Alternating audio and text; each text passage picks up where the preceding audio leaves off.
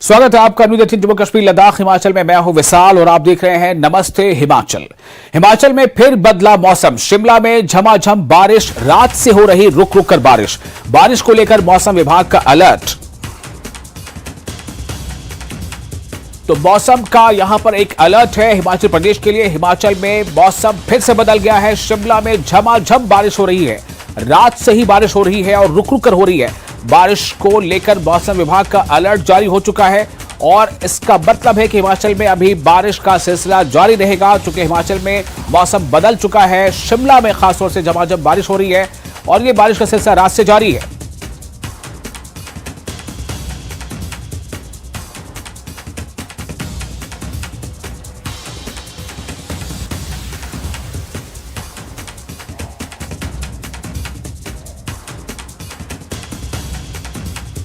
हिमाचल प्रदेश में मौसम विभाग ने बारिश को लेकर अलर्ट जारी किया है और इस अलर्ट के तहत ये बताया गया है कि बारिश का सिलसिला अभी जारी रहेगा।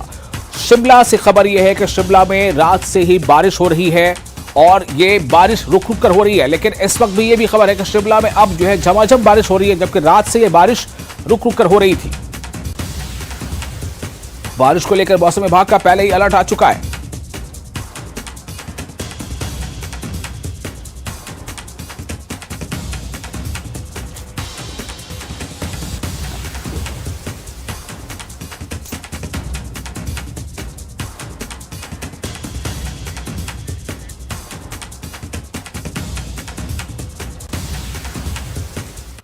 और एक और अहम खबर आपको देते हैं। आज 9वां राष्ट्रीय हैंडलूम दिवस का आयोजन किया जा रहा है। हिमाचल प्रदेश हस्तशिल्प और हथकरघा कॉरपोरेशन ने इस मौके पर गेयटी थिएटर और पद्म देव कॉम्प्लेक्स में एक प्रदर्शनी और फैशन शो का आयोजन किया है। वहीं रिज मैदान में होने वाले कार्यक्रम में सीएम सुक्खू, उद्योग मंत्री हर्षवर्धन चौहान शिरकत करने वाले हैं। इसका मकसद हिमाचल प्रदेश की पारंपरिक वेशभूषा और संस्कृति और हस्तशिल्पकारों को मंच प्रदान करना है। इससे प्रदेश के नामी ग्रामी 50 शिल्पकार और दूसरे राज्यों के शिल्पकार भाग लेंगे।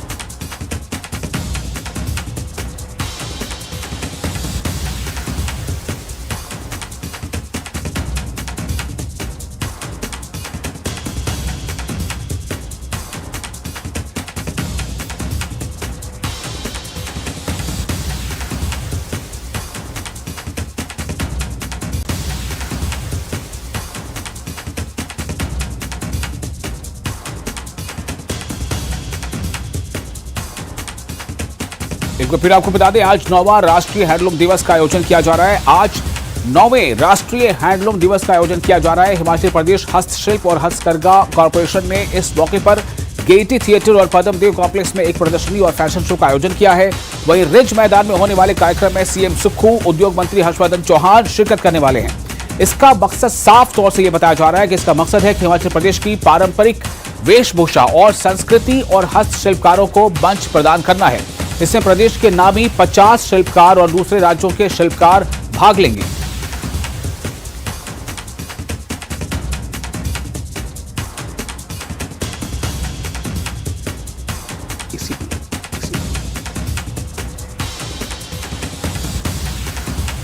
और हमारे साथ राजेंद्र जुड़ चुके हैं ज्यादा जानकारी के साथ। राजेंद्र, आपसे ये जानना चाहेंगे कि ये जो आज चुके 9वां ये हैंडलूम दिवस है, लेकिन सबसे अगली बात है कि इस आज 9वें राष्ट्रीय हैंडलूम दिवस पे जो कार्यक्रम है, उससे पहले कि मैं चाहूंगा कि आप हमें यह बताएं कि मौसम का क्या हाल है, क्योंकि अगर मौसम का हाल बिगड़ा तो शायद सब कुछ बिगड़ जाएगा। खबर यह है जो आपने रिपोर्ट भेजी है कि शिमला में झमाझम बारिश हो रही है। मौसम विभाग ने मौसम को लेकर अलर्ट जारी किया हुआ है, तो मौसम का हाल क्या है पहले यह बताया राजेंद्र। बिल्कुल विशाल, मौसम खराब है और रात से ही बारिश पूरे प्रदेश में हो रही है, अधिकांश क्षेत्रों में हो रही है।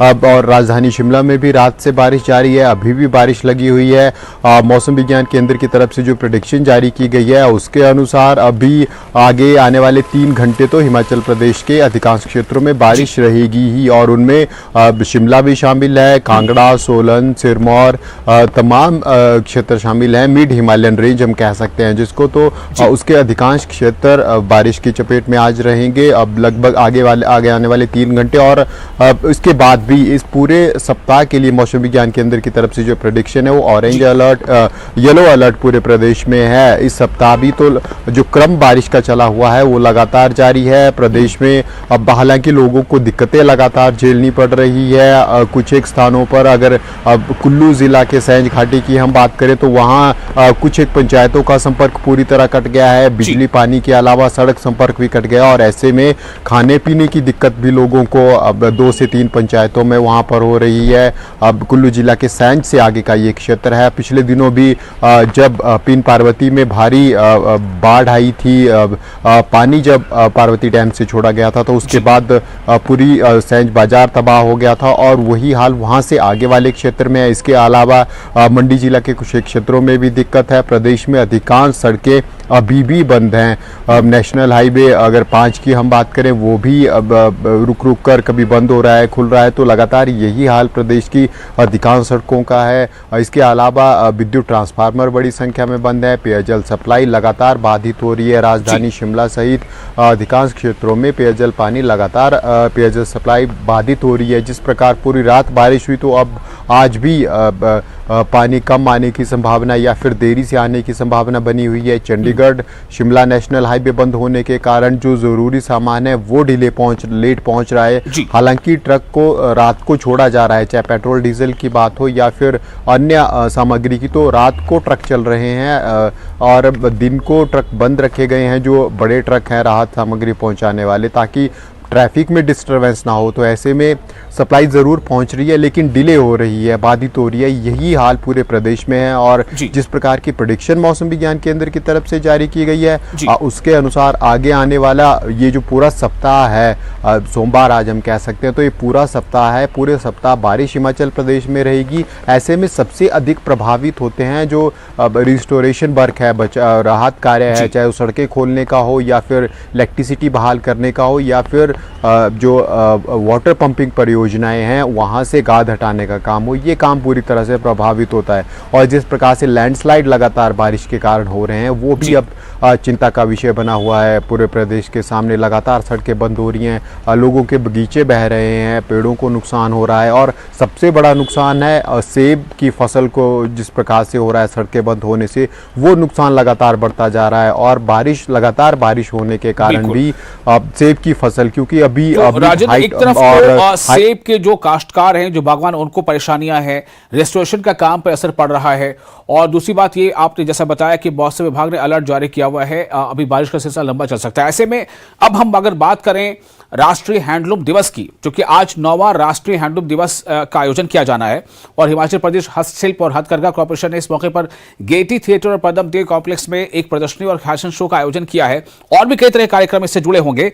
मैं आपके पास ये सवाल लेकर आ रहा हूं कि क्या इस कार्यक्रम पर भी किसी तरह की कोई रुकावट या कोई बाधा पड़ सकती है अगर मौसम का हाल इसी तरह से रहा तो?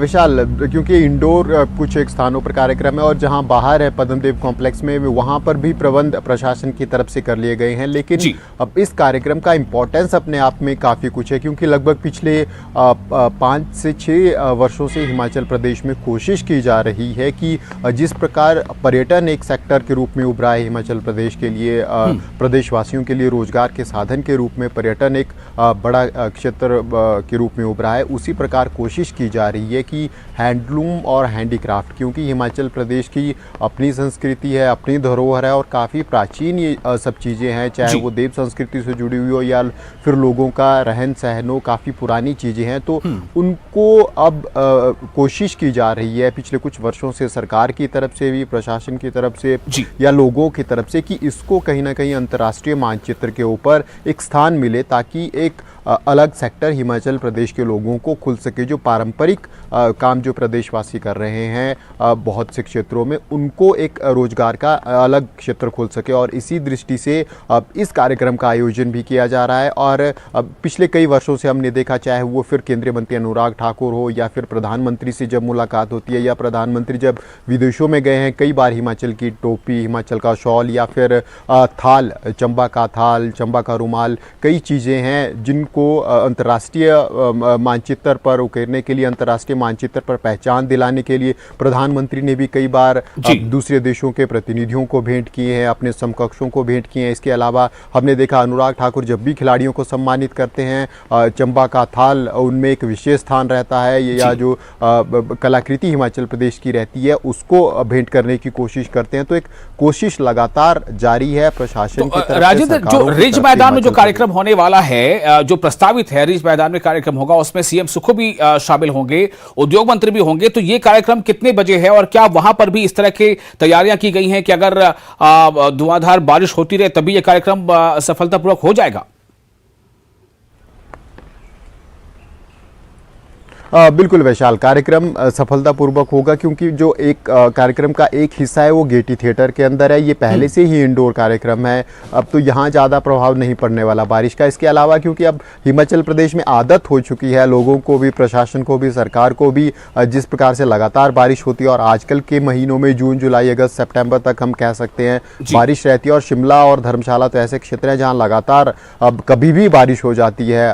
गर्मियों के मौसम में भी अगर हम अप्रैल महीने की बात करें या जुलाई की, तो लगातार बारिश रहती है। तो ऐसे में व्यवस्था बाहर भी की गई है, वहां भी कार्यक्रम होने की पूरी उम्मीद है और कुछ देर में अब कार्यक्रम शुरू होने वाला है। इसके अलावा जो गेटी थिएटर वाला अंदर वाला कार्यक्रम है वो तो इंडोर कार्यक्रम है, वहां अब ज़्यादा दिक्कत नहीं रहने वाली है। तो अब कार्यक्रम की दृष्टि से कार्यक्रम ज़रूर, हाँ, लोगों के आने में अब ज़रूर कुछ कमी देखी जा सकती है या हो सकती है। जिस प्रकार से लगातार मौसम खराब है और रात से बारिश हो रही है, दिक्कतें ज़रूर लोगों को होगी कार्यक्रम स्थल तक पहुंचने की, प्रदर्शनी स्थल तक पहुंचने की, लेकिन व्यवस्था सरकार की तरफ से, प्रशासन की तरफ से पूरी की गई है। और दूसरा कार्यक्रम इंडोर है तो वहां पर भी ज़्यादा दिक्कत नहीं होगी कार्यक्रम आयोजन करने की। और आज लगभग सभी गणमान्य लोग हिमाचल प्रदेश में जो शिमला में मौजूद हैं वो इस प्रदर्शनी में, इस कार्यक्रम में पहुंचेंगे और इसको भी प्रमोट करने की कोशिश की गई है। इसीलिए मुख्यमंत्री खुद पहुँच रहे हैं, उद्योग मंत्री खुद पहुँच रहे हैं, क्योंकि उद्योग विभाग का ही, उद्योग मंत्रालय का ही ये एक हिस्सा है, इसलिए उद्योग मंत्री भी वहाँ मौजूद रहेंगे, तमाम अधिकारी वहाँ पर मौजूद रहेंगे, चाहे वो हैंडलूम एंड हैंडीक्राफ्ट डिपार्टमेंट से हो या फिर अन्य हो। तो ऐसे में कोशिश की गई है कि इस कार्यक्रम को भी एक बड़े स्तर पर मनाया जाए, ताकि जो पर्यटक या अन्य राज्यों के लोग हिमाचल प्रदेश में, शिमला में घूम रहे हैं, उनको भी इसके साथ एक एक्सपोजर मिल सके और हिमाचल की संस्कृति और परंपरा को समझा जा सके। विशाल, ये जो चीज़ें हैंडीक्राफ्ट ऑफ हैंडलूम की इन कार्यक्रमों में प्रदर्शित की जा रही हैं, ये काफ़ी पुरानी संस्कृति हिमाचल प्रदेश की है। और हमने देखा कि जब भी दिल्ली में कहीं कार्यक्रम होते हैं तो वहाँ पर भी जब भी हिमाचल प्रदेश को स्थान मिलता है प्रदर्शनी के लिए या अपना स्टॉल खोलने के लिए, तो वहाँ सरकार की तरफ से कोशिश की जाती है कि जो परंपरा हिमाचल प्रदेश की है हैंडलूम और हैंडीक्राफ्ट को लेकर, उसको वहाँ पर स्थान मिले। एक सवाल करना चाहूँगा, क्या इस खास मौके पर इस कार्यक्रम में क्या कोई दूसरे राज्यों से भी कोई मेहमान आ रहे हैं? जैसे 50 नामी ग्रामीण शिल्पकारों के इसमें शामिल होने की बात है, तो क्या तमाम के तमाम लोग हिमाचल प्रदेश के ही हैं या कोई किसी दूसरे देश के दूसरे हिस्से से भी कोई आ रहा है या फिर विदेश से भी कोई आ रहा है? विशाल, अधिकांश हिमाचल प्रदेश के ही हैं, लगभग हम कह सकते हैं कि 90% से अधिक लोग, क्योंकि हिमाचल की परंपरा और संस्कृति है, फिर वो चाहे चित्रकारी की बात हो या फिर हैंडीक्राफ्ट की बात हो, हैंडलूम की बात हो, तो ऐसे में हिमाचल प्रदेश में बहुत से लोग हैं जिनका रोजगार सीधे तौर पर इन परंपरागत, चाहे वो वस्तुओं की बात हो जो अभी भी प्रयोग की जाती है हिमाचल प्रदेश के अधिकांश क्षेत्रों में, ग्रामीण क्षेत्रों में, डे टू डे लाइफ में इन चीज़ों का प्रयोग किया जाता है। इसके अलावा देव संस्कृति से जुड़ी बहुत सी चीजें हैं जिनको प्रदर्शनी में शामिल किया जाता है और पूजा पाठ के लिए लोग घरों में रहते हैं।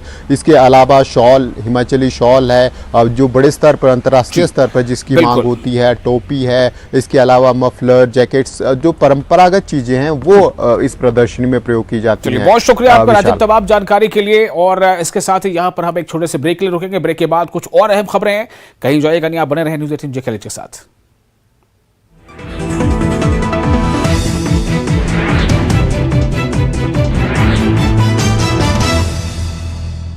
Languages 26 states चुके हैं। अकेले एनआईटी हमीरपुर परिसर में पिछले 10 दिनों में 500 से ज्यादा छात्र आई फ्लू की चपेट में।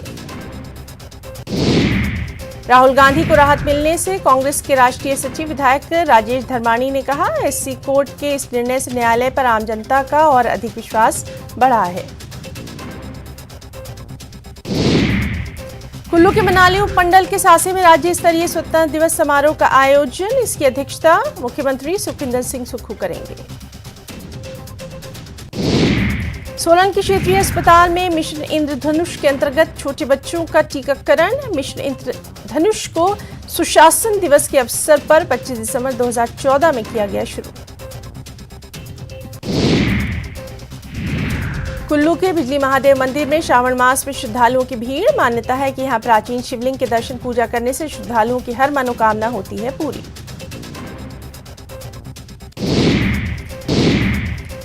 जवाली विधानसभा में महत्वाकांक्षी सुखार मध्यम सिंचाई परियोजना का निर्माण कार्य शीघ्र शुरू किया जाएगा। इस पर 223 करोड़ 49 लाख रुपए खर्च किए जाएंगे। कृषि मंत्री प्रोफेसर चंद कुमार ने दी जानकारी।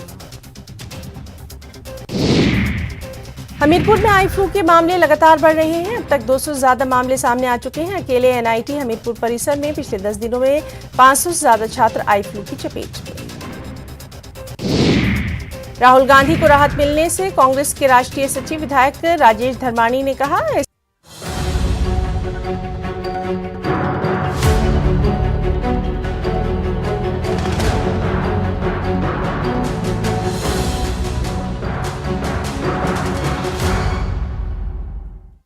हेडलाइंस प्रेजेंटेड बाय पेट सफा आयुर्वेदिक चूर्ण। पेट सफा तो हर रोग दफा।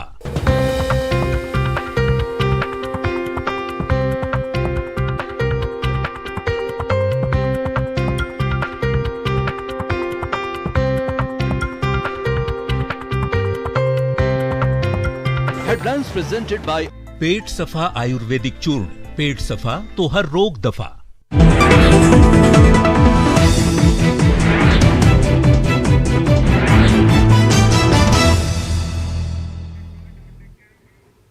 ब्रेक के बाद फिर आपका स्वागत है न्यूज 18 जेके पर। आप देख रहे हैं नमस्ते हिमाचल। एसटी का दर्जा मिलने पर हाटी समुदाय के लोगों ने बीजेपी और पूर्व सीएम जयराम ठाकुर का धन्यवाद जताया। इसके लिए हाटी समुदाय के लोगों ने धन्यवाद समारोह का आयोजन किया था, जिसमें पूर्व सीएम बीजेपी प्रदेश अध्यक्ष समेत बीजेपी के कई नेता शामिल हुए। इस समारोह में पूर्व सीएम जयराम ठाकुर ने हाटी समुदाय के लोगों के साथ नाटी भी डाली।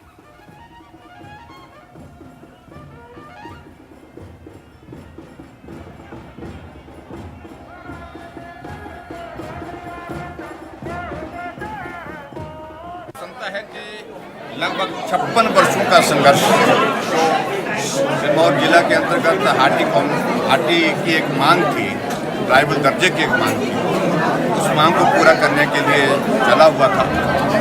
और जब हिमाचल प्रदेश में भारतीय जनता पार्टी की सरकार बनी, खुद करके कैबिनेट में केंद्र को भेजा, हमने कहा कि इस क्षेत्र के लोगों को ये दर्जा मिलना चाहिए, ट्राइबल का दर्जा मिलना चाहिए। और बहुत सारी टेक्निकल चीज़ें जो उसमें दुरुस्त करने की थी वो भी दुरुस्त किया। और मुझे इस बात की खुशी है कि केंद्र सरकार ने 16 दिसंबर को 2022 को लोकसभा में इसका पारण किया और 26 जुलाई 2023 को राज्यसभा में पारित करने के बाद इसको बिल का रूप दिया। और हाटी का दर्जा यानी कि ट्राइबल का दर्जा उस इलाके के लगभग 2.5 लाख लोगों को जो मिलना था वो प्राप्त हुआ। और अभी 4 अगस्त को राष्ट्रपति महोदय जी ने भी इसको मोहर लगा दी।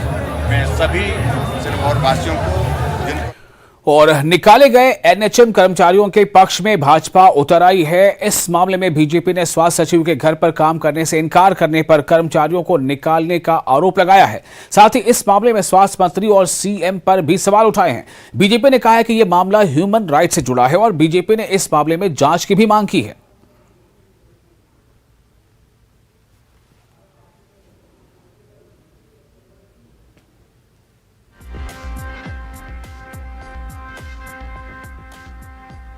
द्वारा स्वास्थ्य मंत्री या मुख्यमंत्री कार्यालय तक अपनी प्रार्थना के पश्चात अभी तक कार्रवाई क्यों नहीं हुई है, यह प्रश्नवाचक है।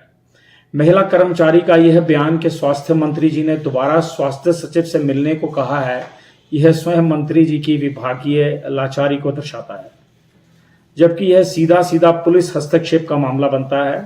स्वास्थ्य सचिव का जो ऑडियो रिकॉर्डिंग की फॉरेंसिक जांच होनी चाहिए या इस मामले को दबाने के पीछे सरकार की क्या मंशा है वो स्पष्ट होनी चाहिए। एनएचएम केंद्र सरकार द्वारा चलाई जाने वाली एक प्रोजेक्ट है। आखिर उसके कर्मचारियों को सचिवालय में नियुक्त क्यों किया गया, यह डायरेक्टर एनएचएम भी सवालों के घेरे में आते हैं। भारतीय जनता पार्टी इस पूरे विषय को लेकर के प्रदेश सरकार का रुख जानना चाहती है। वह निष्पक्ष जांच की मांग करती है और जब तक जांच हो तब तक संबंधित डायरेक्टर एनएचएम व सचिव स्वास्थ्य विभाग को तत्काल प्रभाव से छुट्टी पर भेज देना चाहिए। वह सरकार के मंत्री ये सुनिश्चित करें कि अन्य विभागों में अधिकारियों कर्मचारियों के घरों में विभागों से संबंधित चतुर्श्रेणी कर्मचारियों का शोषण नहीं होगा। अन्यथा ये सुख की सरकार की व्यवस्था परिवर्तन नहीं, उत्पीड़ा का दर्पण दिख रहा है, जिसकी भारतीय जनता पार्टी कड़े शब्दों में निंदा करती है।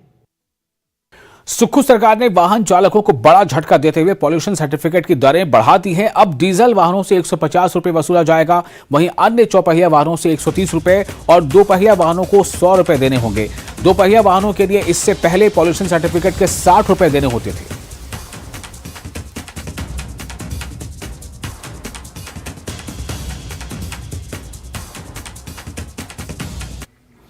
इंटक के प्रदेश कार्यकारी अध्यक्ष एडवोकेट भगत सिंह वर्मा ने बिलासपुर एम्स प्रशासन पर मनमानी का आरोप लगाया है और कहा है कि एम्स में समानांतर सरकार चल रही है। उन्होंने कहा कि हिमाचल प्रदेश से केंद्र के 2 बड़े भाजपा नेताओं के इशारे पर एम्स प्रशासन काम कर रहा है।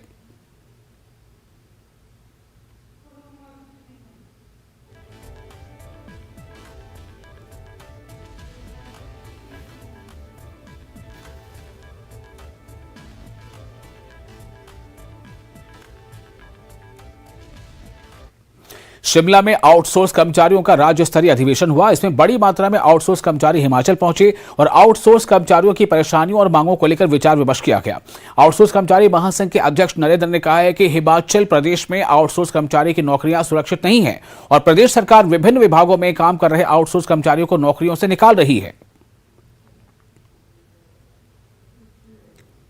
आउटसोर्स कर्मचारियों की दिक्कतें हैं, जैसे कि आप देख रहे होंगे हिमाचल प्रदेश में आउटसोर्स कर्मचारियों को विभिन्न विभागों से निकाला जा रहा है। उनकी नौकरी की कोई सुरक्षा नहीं है। आपने पीछे देखा होगा कि कोरोना काल के समय जो हमारा कोविड वॉरियर जो जिसे सरकार ने नाम दिया, वो कोरोना के समय जो हमारी नौकरी में वहाँ पे सेवाएं दी लोगों ने, उन्हें भी जो है बीच में नौकरी से निकाल दिया गया था। ऐसे अनेक विभिन्न विभागों में ऐसे उदाहरण हैं कि आउटसोर्स कर्मचारियों से नौकरी से निकाला जा रहा है। हिमाचल प्रदेश में भी जो है एक न्यूनतम वेतन जो है इतना ज़्यादा नहीं है कि जिससे हिमाचल प्रदेश में आउटसोर्स कर्मचारियों का गुजारा हो सके। हम इस सम्मेलन के माध्यम से ये भी मांग करते हैं कि 7वें वेतन आयोग की सिफारिशों के अनुसार जो 26,000 एक न्यूनतम वेतन जो है 7वें वेतन आयोग ने तय किया है, वो हिमाचल प्रदेश में लागू किया जाए। चौपाल विधानसभा क्षेत्र में आपदा से निजी एवं सरकारी संपत्तियों को लगभग 90 करोड़ रुपए का नुकसान हुआ है। ये बात संसदीय कार्य मंत्री हर्षवर्धन सिंह चौहान ने आपदा से हुए नुकसान के संबंध में आयोजित उपमंडल स्तरीय बैठक की अध्यक्षता करते हुए कही। इस अवसर पर शिक्षा मंत्री रोहित ठाकुर एवं विधायक चौपाल बलबीर वर्मा विशेष रूप से उपस्थित रहे।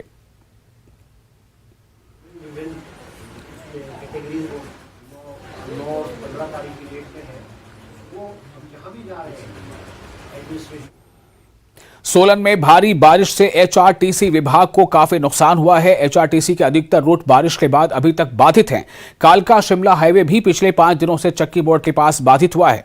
एचआरटीसी सोलन के आरएस दर्शन सिंह ने बताया है कि चंडीगढ़ से शिमला की ओर जाने वाली लॉन्ग रूट की बसें नाहन होकर शिमला की ओर जा रही हैं और जो बसें लोकल रूट पर चल रही हैं वो भी सुचारू रूप से सेवाएं दे रही हैं।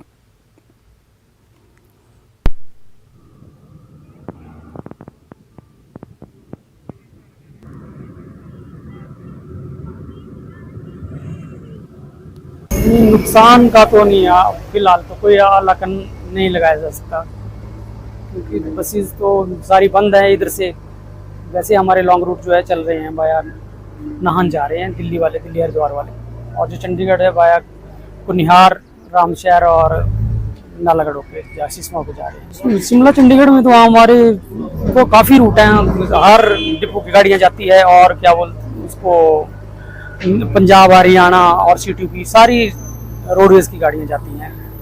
हर 10-15 मिनट के बाद जो है एक बस हो जाती है। अभी तो ऐसा है कि जब तक रोड नहीं खुलता तब तक तो बड़ा मुश्किल है यहाँ से, और ऐसा लग रहा है स्पॉट को देख के कि छोटी गाड़ी के लिए शायद 1-2 दिन में ओपन हो जाएगा, लेकिन बड़ी गाड़ी के लिए तो अभी बहुत मुश्किल है।